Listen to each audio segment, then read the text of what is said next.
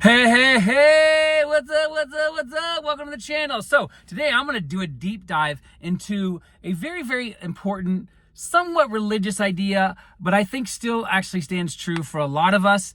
And I think hopefully it will help clear up some things, but also start an important conversation. And so feel free to share your thoughts below as well. And again, if you're looking for coaching, get in touch. There's an email in my bio. There is a free Discord group you can join, super supportive people, and loads of stuff that you can get involved there. So why do bad things happen to good people? So that's a very, very religious concept. That's a very religious idea. It's called theodicy, and it makes you sound smart at parties, or at least church parties. So theodicy asks the question is, hey, why are there bad things in the world? And why would a loving God allow, bad things to happen?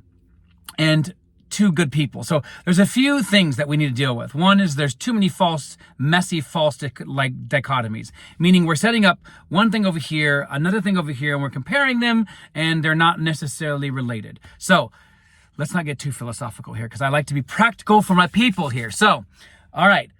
First things first, there's no such thing as good people. There's no such thing as bad people. There's no such thing as good, no such thing as evil.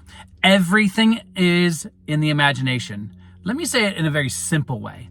Everything is perception, right? Everything. So even as somebody who's been studying ethics, who went to university and deep dived into ethics as well as behavioral science, I can tell you this.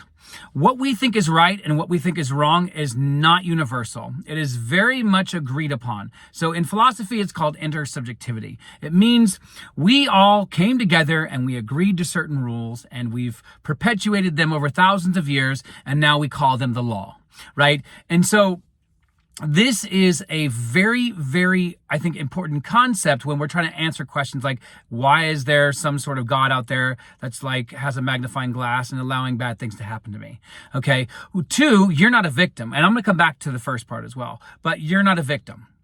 So neuroscience shows that one of the reasons why we get into victim thinking is because we feel like there's an event, a moment, a memory, a relationship, a situation that we feel like we don't have control over, or something outside of us has more control than we do. Okay.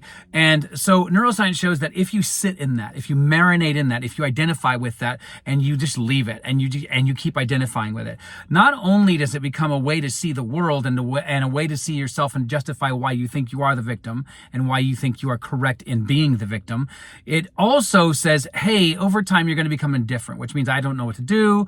And so you actually buy into your own powerlessness, right? And then that's going to lead you to not only the powerlessness narrative of hey, I don't have enough power, everything's stronger than me, why is this happening to me? You see where we're going with this, right? So when we start asking questions like, why does a God outside of me allow bad things to happen to me? You are already there. You're already not on the path to being a victim. You are already in the mindset marinating as the victim, right? And the reason why I like marinating is because when you think about it, thoughts and emotions are like a marinade. You sit in it, and if you sit in it long enough, if you think about it day and night, which is what we're told to do in scripture about good, right? Then what we're doing is we are pretty much artfully defending only one out of a billion possible identities that we could embody, right? And so the other third part is God. God is not something outside of you. God is not a being outside of you. It is not your boss. It is not the law. It is not your car not working. It is not your landlord pressuring you to pay your bills. It is not you not being able to pay your bills. The problem is, and the reason why I say it that way, is we treat those things like they are God, like they have power over us, like we have no control, right? And so, the first commandment is what? Thou shalt have no other gods before me. Okay. And so that is just an esoteric, mystical way of saying, don't give your power away to anything. Your imagination is the only creator. That's it. There's no other option. There's no other way of getting around it. You have to get to the point where you start believing and accepting and being convinced and convicted that this is God. This is the only thing that there is, right? So that's what Neville means when he says, basically that imagination is all that there is that all there is meaning. All there is perception. All there is whatever you define God to be, which is your body of beliefs. All that there ever is your state, which is a body of beliefs, which is then, boom, implanted in here, and then out comes that. It's like a vending machine, right? So think of your brain or the thought processes and the emotional processes and the memories that you keep rehashing and retelling others and retelling yourself as you go to sleep. That's what you're doing. You are inserting the coins, as in you're buying, into the experience of the thought of what you may not want, but because it's habitual and because it feels safe, you continue down that path, okay? And so what you need to do is start the process of what I call parts integration, okay? Now, I do have these on other videos as well, but with this particular one, this is super powerful and can be freeing for you. I do it myself, and it's from NLP. And so parts integration is you doing an imaginary scene, and if you struggle with imagination, then just imagine that there's voices.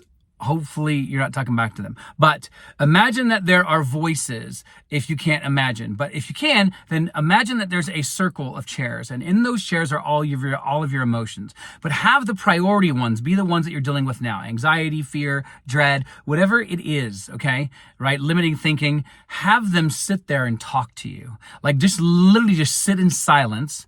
Let them come to you and make them into humans if you want. Give them faces if you want. If you can't, don't worry about it. Just give them voices and have them talk to you. Why, as an emotion, am I feeling this right now? I need you to let me know. And it may take you 2 or 3 days, but trust me, once they get comfortable with you, right, then you will begin hearing why you're feeling the way that you're feeling. And so even Joseph Murphy encourages people to find the origin. This is his wording, right? The origin of their emotions. And so I would encourage you to use this activity of parts integration for as long as you can to be able to heal yourself. Because Neville said with the dweller within, which was just a metaphorical embodiment of all of his limiting beliefs and fears, right, is that he's going to spend his whole life doing whatever he can to love them to oblivion, which means like until they're no more. Okay, so that is how you do this. But also Neville's concept of love is not just I love you, like we're just making good memories together and we're going on dates and all that crap. So right, it's reframing. It's looking at them, also revising them and changing those memories, but also reframing them, giving them a different meaning that only empowers you. Okay, so I really, really want you to take this seriously, and a challenge to you is to try this parts integration technique for at least 15 to 30 days. Okay, and do it every day. If you skip one, start over again. Yes, that militant, right? And you will begin seeing a different person come out of these imaginary scenes. And obviously that'll be the 2.0 version of you.